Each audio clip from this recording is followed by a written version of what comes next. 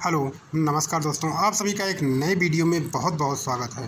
दोस्तों, आज की इस वीडियो में हम जिस कंपनी के बारे में बात करने जा रहे हैं उसका नाम है KRN heat exchanger and refrigeration limited.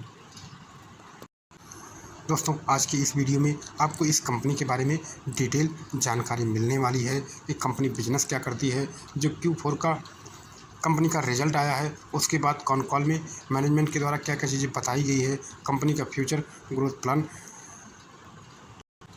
क्या देखने को मिल रहा है और आने वाले समय में कंपनी कैसे ग्रोथ करने वाली है। तो दोस्तों, वीडियो में अंत तक बने रहिएगा और यदि आपने अभी तक चैनल को सब्सक्राइब नहीं किया है तो प्लीज़ चैनल को सब्सक्राइब करके बेल आइकन को प्रेस करना मत भूलिएगा। दोस्तों, सबसे पहले कंपनी के कुछ पैरामीटर पर बात कर लेते हैं। तो कंपनी का जो पी है वो 84.9 यानी 85 के आसपास देखने को मिल रहा है।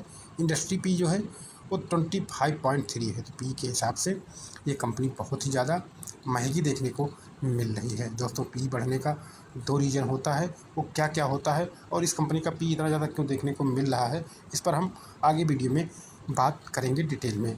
ROC 16.1 है और ROE 14.3 है। ये दोनों पैरामीटर अच्छे देखने को मिल रहे हैं। इंटरेस्ट कवरेज रेशियो की बात की जाए तो ये 17.6 है, यानी ये भी अच्छा देखने को मिल रहा है। डेट टू टेक रेशियो की बात की जाए तो ये 0.33 है, जो कि ये दर्शाता है कि कंपनी की जो बैलेंस शीट देखने को मिलने वाली है वो काफ़ी स्ट्रांग देखने को मिलने वाली है। कंपनी के जो प्रमोटर हैं उनका कोई भी स्टेक प्लेज देखने को नहीं मिल रहा है। ओवरऑल दोस्तों बात की जाए तो अभी तक हमने जितने पैरामीटर की बात की है उनमें से सिर्फ और सिर्फ पी रेशियो को छोड़ दिया जाए तो बाकी सभी के सभी पैरामीटर अच्छे देखने को मिल रहे हैं। दोस्तों, अब हम वीडियो में आगे बढ़ेंगे और बात करेंगे कि कंपनी का बिजनेस क्या है, क्योंकि किसी भी कंपनी के बारे में यदि हम डिटेल जानकारी चाहते हैं दोस्तों तो सबसे पहले कंपनी के बिजनेस के बारे में हमको बात करनी होती है।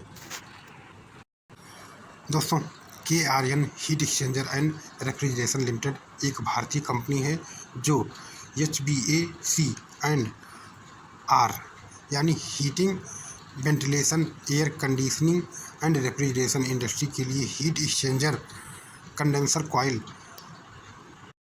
इवेपोरेटेड कॉइल कूलिंग सॉल्यूशंस बनाती है। कंपनी की स्थापना 2017 में हुई थी और इसका जो मुख्य प्लांट है वो नीमराना राजस्थान में स्थित है। यानी दोस्तों, ये कंपनी अभी स्थापित हुए बहुत ज़्यादा समय नहीं हुआ है, लगभग आप मान लीजिए 7 से 8 साल का समय हुआ है इस कंपनी को स्थापित हुए।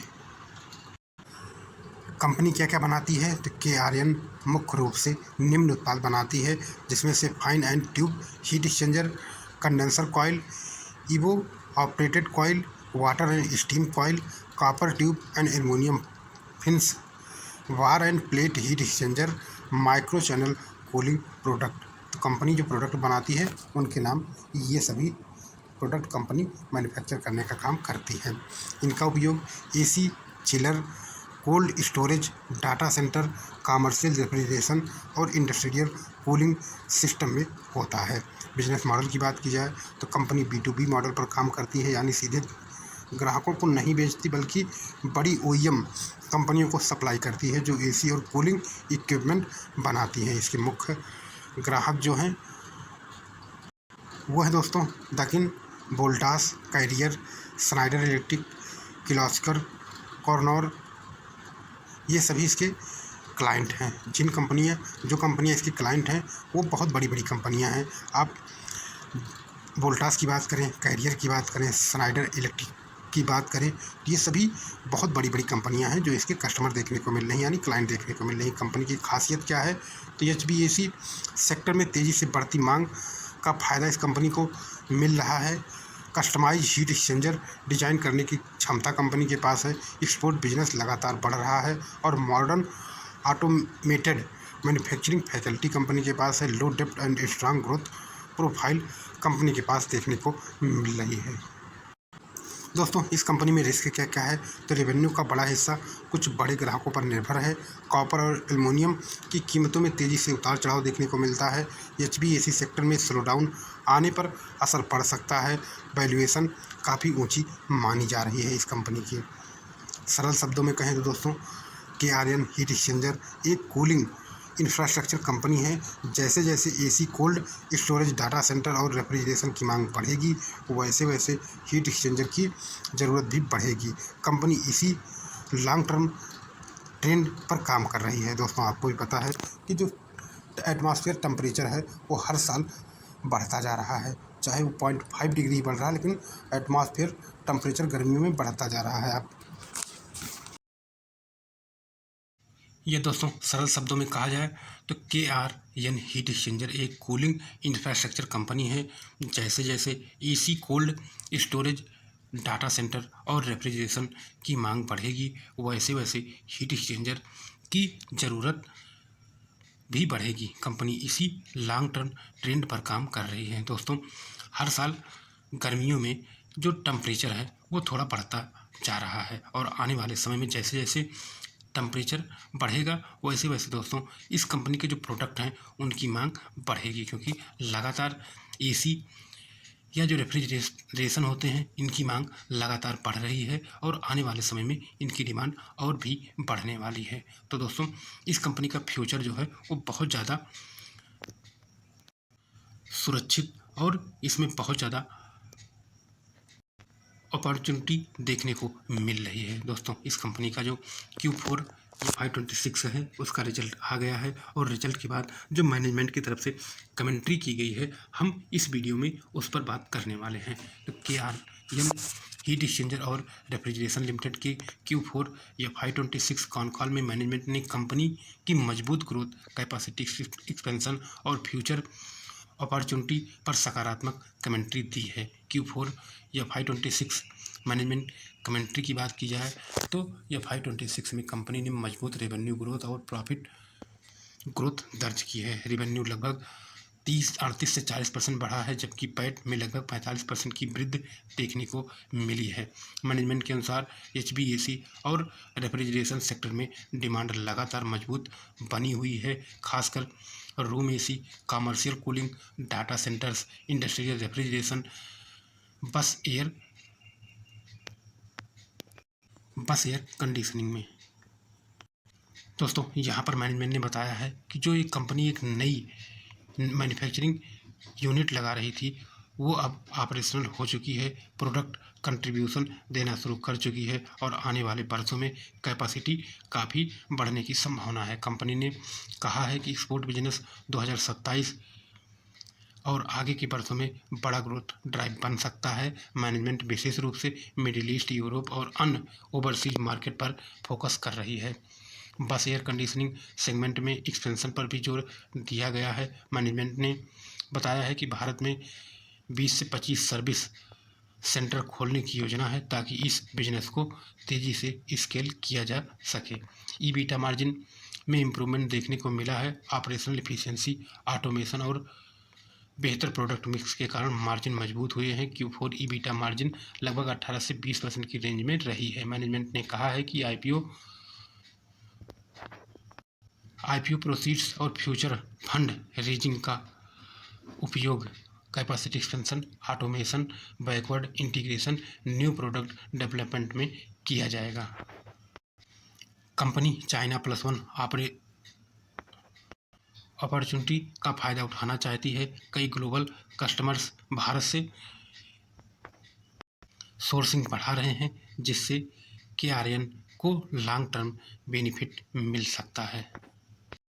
ये दोस्तों कंपनी की P&L की बात की जाए तो आप देख सकते हैं कि मार्च 2024 में कंपनी की इनकम 307 करोड़ थी, मार्च 2025 में 430 देखने को मिल रही है, और मार्च 2026 में 600 करोड़ के आसपास देखने को मिल रही है। यानी मार्च 2024 के बाद मार्च 2026 में कंपनी की जो इनकम है वो लगभग डबल होते हुए देखने को मिल रही है।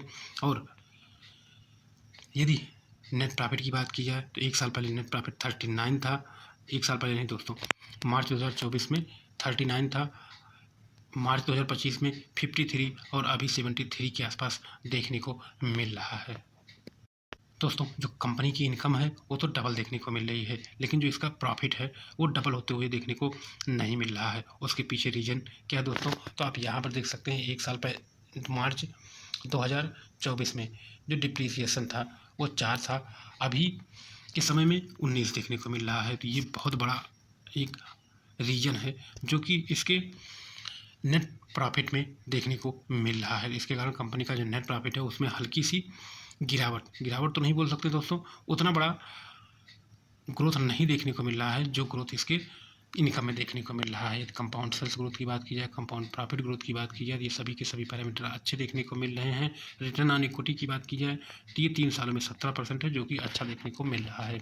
यदि कंपनी के बैलेंस शीट की बात करें तो कंपनी के पास जो रिजर्व है वो 512 करोड़ का रिजर्व है, और बोरिंग की बात करें तो 187 करोड़ के आसपास बोरिंग देखने को मिल रही है। यानी कंपनी की जो बैलेंस शीट है वो काफ़ी स्ट्रांग देखने को मिल रही है। सेल होल्डिंग पैटर्न की बात की जाए तो प्रमोटर के पास लगभग 71% का स्टेक है। एक क्वार्टर पहले भी कंपनी के प्रमोटर के पास सेम स्टेक देखने को मिल रहा है। यानी यहाँ पर कंपनी के जो प्रमोटर हैं उन्होंने कोई भी बाय और सेलिंग नहीं की है। एफ आई के स्टेक की बात करें तो एक क्वार्टर पहले एफ आई का स्टेक 5.31 था, जो कि बढ़कर 6.666 देखने को मिल रहा है। यानी यहाँ पर एफ आई ने बाइंग की है। डी आई की बात की जाए तो डी आई का स्टेक एक क्वार्टर पहले 6.35 था, जो कि बढ़कर 6.39 देखने को मिल रहा है। यहाँ पर डी आई ने भी बाइंग की है। और पब्लिक के स्टेक की बात की जाए, पब्लिक का स्टेक एक क्वार्टर पहले 17.56 था, जो कि घटकर 16.16 देखने को मिल रहा है। यहाँ पर जो चेंजेस देखने को मिल रहे हैं दोस्तों, वो बहुत बड़ा पॉजिटिव चेंज देखने को मिल रहा है। और शेयर होल्डिंग पैटर्न की बात की जाए, ये काफ़ी स्ट्रांग देखने को मिल रहा है। ओवरऑल बात की जाए तो कंपनी फंडामेंटली बहुत ही स्ट्रांग देखने को मिल रही है। और जो अभी तक हमको यहाँ पर ग्रोथ देखने को मिल रही है वो भी एक अच्छी ग्रोथ देखने को मिल रही है दोस्तों। अब हम वीडियो में आगे बात करने वाले हैं कि जो कंपनी का फ्यूचर ग्रोथ प्लान है वो कैसा देखने को मिल रहा है, क्योंकि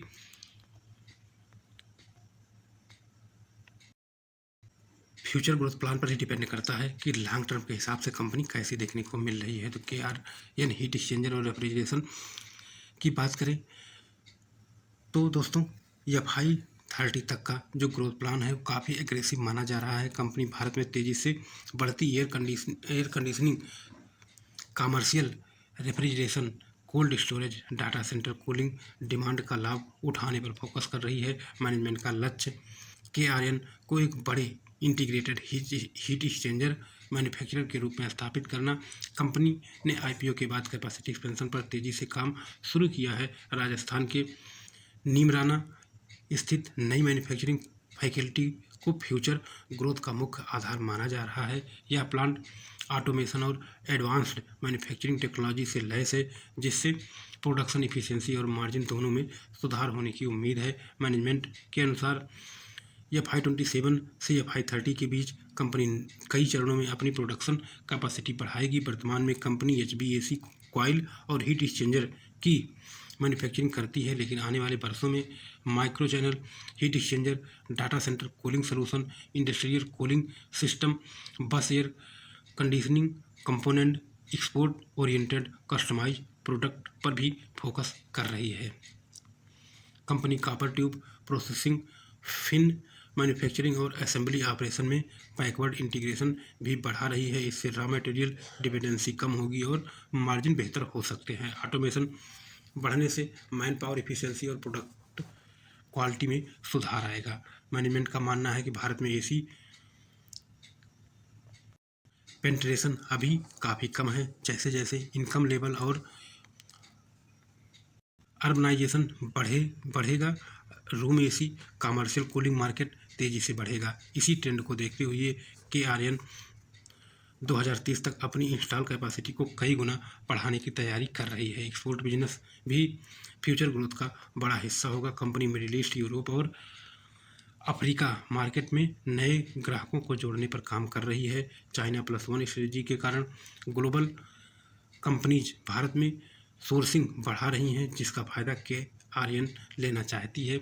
मैनेजमेंट का लक्ष्य एक्सपोर्ट कंट्रीब्यूशन को लगातार बढ़ाना है। डाटा सेंटर कूलिंग सेगमेंट को भी बड़ा अपॉर्चुनिटी एरिया माना जा रहा है। AI क्लाउड कंप्यूटिंग और डिजिटल इंफ्रास्ट्रक्चर ग्रोथ के कारण डाटा सेंटर तेज़ी से बढ़ रहे हैं, जिससे एडवांस कूलिंग सिस्टम की डिमांड बढ़ेगी। KRN इस सेगमेंट के लिए high efficiency cooling product develop कर रही है।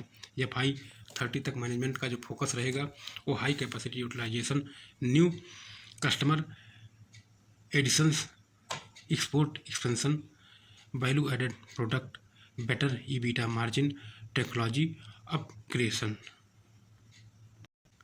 कुल मिलाकर बात की जाए दोस्तों तो KRN हीट एक्सचेंजर 2030 तक खुद को केवल एक डोमेस्टिक HVAC सप्लायर नहीं बल्कि ग्लोबल कूलिंग सॉल्यूशंस कंपनी के रूप में विकसित करना चाहती है। अगर इंडस्ट्री डिमांड मजबूत रहती है और एक्सपेंशन एग्जीक्यूशन सही रहता है तो आने वाले वर्षों में कंपनी की रेवेन्यू और प्रॉफिट ग्रोथ तेज़ी से बढ़ सकता है। तो दोस्तों इस कंपनी का जो फ्यूचर है वो बहुत ही अच्छा देखने को मिल रहा है और लॉन्ग टर्म के हिसाब से ये कंपनी बहुत ही अच्छी देखने को मिल रही है। तो दोस्तों आज के इस वीडियो में इतना ही, मिलते हैं नेक्स्ट वीडियो में। तब